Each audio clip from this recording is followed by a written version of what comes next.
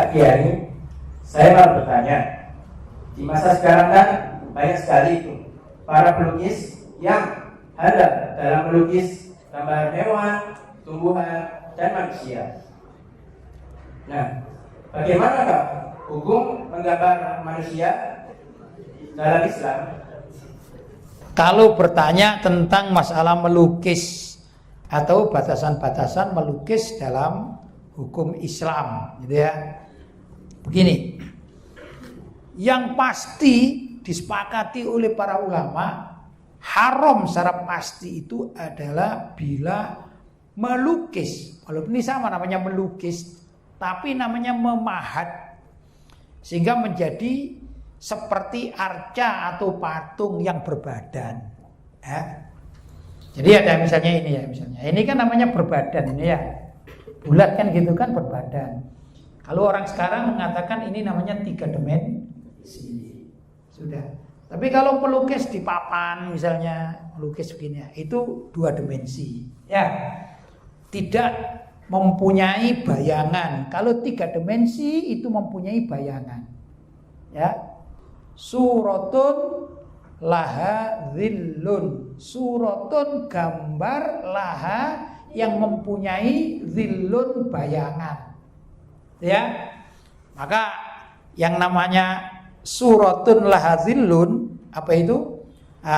Patung atau lukisan, pahatan yang mempunyai bayangan kalau kena matahari.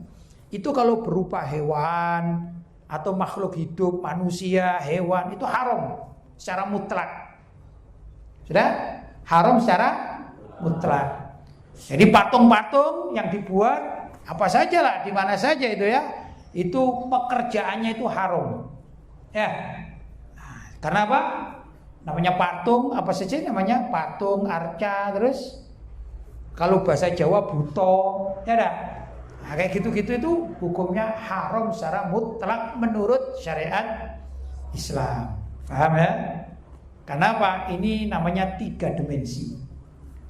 Tapi kalau 2 dimensi itu khilaf bainal ulama. Ada perbedaan pendapat di antara para ulama. Kaul yang paling benar atau dipergunakan untuk pegangan itu begini. Kalau lukisan tangan itu berbentuk manusia seutuhnya atau hewan seutuhnya. Maksudnya hewan seutuhnya atau manusia seutuhnya itu apabila hewan atau manusia dalam gambar itu kemudian diberi nyawa kok hidup, maka hukumnya haram. Jadi kalau melukis manusia utuh, itu kalau dikasih nyawa kan hidup, maka hukumnya haram. Tapi kalau melukis manusia atau hewan itu separuh, misalnya dari dada ke atas, ya. Umumnya ini kalau ada orang hidup kemudian dibelah dadanya, dipotong dari dada ke bawah, berarti nggak ada perutnya. Kira-kira hidup apa mati? Mati.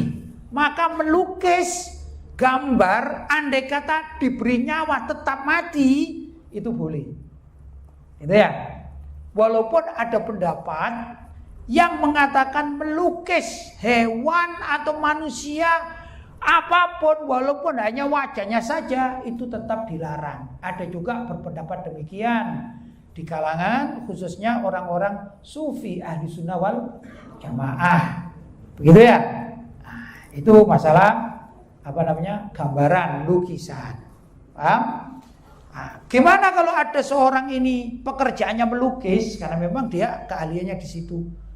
Maka hendaklah dia melukis misalnya pohon-pohonan atau alam ya, gambar gunung, gambar laut ya.